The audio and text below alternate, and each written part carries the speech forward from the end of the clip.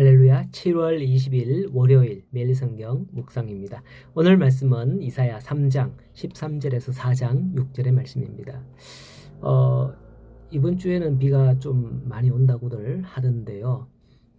지난주에는 날씨가 굉장히 더웠습니다. 마침 우리 동광테크에서 포항검찰지청에 보일러 세관 작업을 하는데 갔었거든요.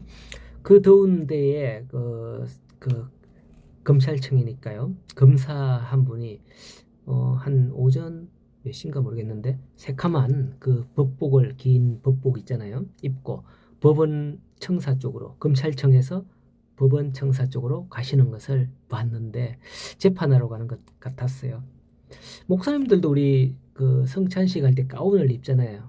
굉장히 덥거든요. 입으면 그분도 그 더운 날씨에 떼학볕 아래서 걸어가시는데 법원으로 들어가는 걸 보면서 누가 또 어떤 사건으로 가는가 그런 생각이 얼핏 들면서 씁쓸했습니다. 자, 오늘 말씀 13절에 보면 여호와께서 변론하러 일어나시며 백성들을 심판하시려고 서시도다 라고 시작합니다. 하나님께서도 죄인들에 대해서 변론하고 심판하시며 14절에 보면 여호와께서 자기 백성들 장로들과 고관들을 심문하러 오시리니 포도원을 삼킨 자는 너희며 가난한 자에게서 탈취한 물건이 너희의 집에 있도다 라고 심문한다는 거예요. 그게 증거다라는 거죠. 이 말씀을 보면서 지난주에 봤던 그게 장면이 잠깐 생각나서 이야기했었습니다. 자, 여기서 이사야는 하나님을 죄의 추궁자요 심판자로 묘사하고 있죠. 하나님을 죄인의 그 죄를 추궁하는 검사로 범죄 사실을 심리한 후 심판을 내리는 재판관으로 묘사를 한 겁니다. 당시 유다 백성들은 자신들이 선민이라는 사실, 하나님은 자신들의 보호자와 구원자가 된다는 그 사실에만 마음을 두고 있었습니다. 그렇게 자신들이 무엇을 하든 하나님은 무작정 자비와 은혜를 베푸시는 분? 이렇게 생각을 했을까요? 요즘 보면 촉법 소년들 있잖아요. 그죠? 난 죄를 지도 감옥에 가지 않는다. 형사처벌 받지 않는다. 이러면서 무조건 어떤 법이 보호하고 있다. 이런 생각을 가지고 애들이 죄를 많이 짓잖아요. 그래서 촉법 그것도 조금 낮춘다고 하던데요. 그렇습니다. 이스라엘 백성들도 하나님은 내가 뭘 하든지 무작정 은혜를 베푸실 분, 나를 사랑하시는 분, 우리를 사랑하시는 분, 이렇게만 생각을 했다는 거죠. 어쩌면 생각을 해보면 동전만 넣으면 시원한 음료를 내주는 자판기처럼 성전에 재물만 풍성하게 드리기만 한다면 모든 행위와 죄가 용서받는다라는 생각을 했다는 겁니다. 그렇게 1장에서 하나님께서 그 백성들의 헛된 죄사를 싫어하시며 그들이 드리는 짐승의 피에 나는 배불렀고 내 마당만 밟는다 라고 책망했던 겁니다. 이것은 오늘날 살아가는 우리 교회에 대해서도 마찬가지라고 생각을 합니다. 교회가 하는 일은 다 옳은 걸까요? 요즘 매스컴들을 떠들썩하게 하는 그런 목사님들 가끔씩 나오잖아요. 이게 다 옳은 걸까요? 어쩌면 이스라엘 백성들을 향한 이 말씀 앞에 우리도 돌아봐야 하지 않을까 그렇게 생각이 되어집니다.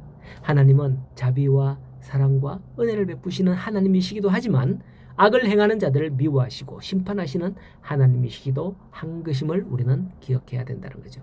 그러므로 하나님의 공의 앞에 우리가 서야 합니다. 죄에 대해 단호히 심판하시며 의에 대해 자비와 복을 내리시는 하나님이심을 우리는 기억하고 그 앞에서 행해야 될 것이다 라는 거죠. 이제 이러한 하나님의 심판 앞에 똑바로 설 사람 있을까요? 없습니다. 성경은 선을 행하는 사람은 한 사람도 없고 다 죄를 지었다라고 로마서에 말씀을 하고 있죠. 그리고 죄의 싹은 사망이다라고 분명하게 말씀하고 있는 겁니다. 그렇다면 이스라엘도 예외는 아닙니다. 이러한 죄에 대해서 여호와 하나님의 심판을 그들은 피할 수 없는 거죠. 그들은 하나님의 심판을 받아 멸망하게 될 것이다 예언되고 있는 거죠. 그러나 하나님은 그 심판 중에서도 자기 백성을 구원하시겠다 라고 새롭게 약속하시는 것을 4장에서 볼 수 있는 겁니다. 2절에 그날의 여호와의 싹이 아름답고 영화로울 것이요 라고 합니다. 여기에 여호와의 싹은 무엇을 의미하느냐? 바로 구원자 메시아를 의미하는 겁니다. 물론 본문의 흐름에서 부패한 유다 사람들을 심판의 도끼로 치신 후에 다시 회복시킬 것이다 라는 의미로 도끼에 잘린 나무 아시잖아요. 잘린 나무에 싹이 나오는 것을 1차적으로는 의미합니다. 그런데 그게 바로 궁극적인 의미로는 메시아와 연결된다는 것이죠. 여기서 우리는 자기 백성에 대한 하나님의 심판의 성격을 확인할 수 있는 겁니다. 하나님의 심판은 궁극적으로 그들 멸망시키는 데 있지 않다는 거예요. 만일 그러하다면 심판 때에 그 그루터기조차도 남겨두지 않고 완전히 뽑아내겠죠. 그러나 자기 백성에 대한 하나님의 심판은 최종 목적이 심판에 있지 아니합니다. 그루터기를 남겨두셔서 때가 되면 다시 싹이 나게 하는 거죠. 그 싹으로 인하여 다시 회복하게 되는 겁니다. 이러한 회복이 있음을 알고 모든 일에 대해서 하나님 앞에 감사하며 회복하게 되시는 우리 모든 성도님들 되시기를 간절히 소원합니다. 오늘도 하나님의 은혜를 누리며 살아가는 복된 하루가 되시기를 소원합니다.